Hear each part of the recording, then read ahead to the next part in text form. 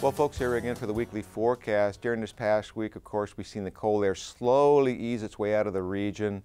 Western Nebraska definitely got much warmer than eastern Nebraska, but we did start to see the temperatures break above the freezing mark during the midweek period and been floating around there in eastern Nebraska for the last couple days. Now, today, with the warm front that went through yesterday, we're going to see a very nice day. It's going to feel exceptionally warm compared to what we've been accustomed to, especially in the eastern part of the state as we approach the highs in the 50s. But more importantly, it does look like we got one more system to deal with as we get late this week and early next week, and then the models diverge in regards to how cold or how warm it is. So my forecast is going to be based off of the GFS model.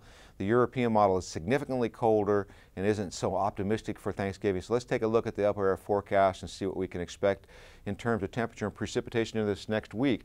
Two things to keep in store here. We have a trough that's moving through Texas, that's in the southern stream, and then we have another northern stream trough that is starting to move toward the east-southwest. And as these bypass Nebraska, they're expected to merge and explode this system over the northern plains up in the upper portions of Minnesota and create a fairly significant snowmaker. Some of this may actually impact northeast Nebraska, where right now most of the moisture is kept out of the region.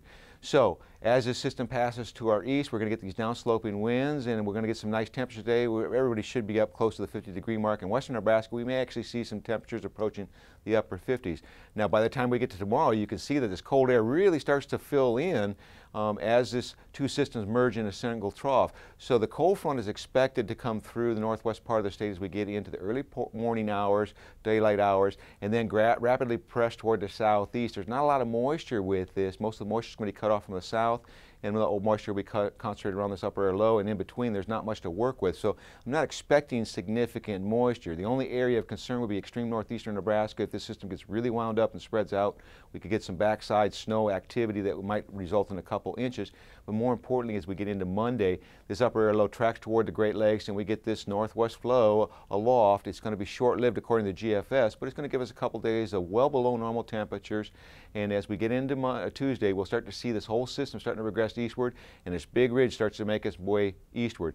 Now, the European model holds back this ridge for several days compared to the GFS. So for Thanksgiving, we're basically under a cold regime in the European model, but for the GFS, we're looking at much warmer conditions. So by the time we get to Wednesday, you can see this ridge building in. We'll see temperatures starting to go back toward normal.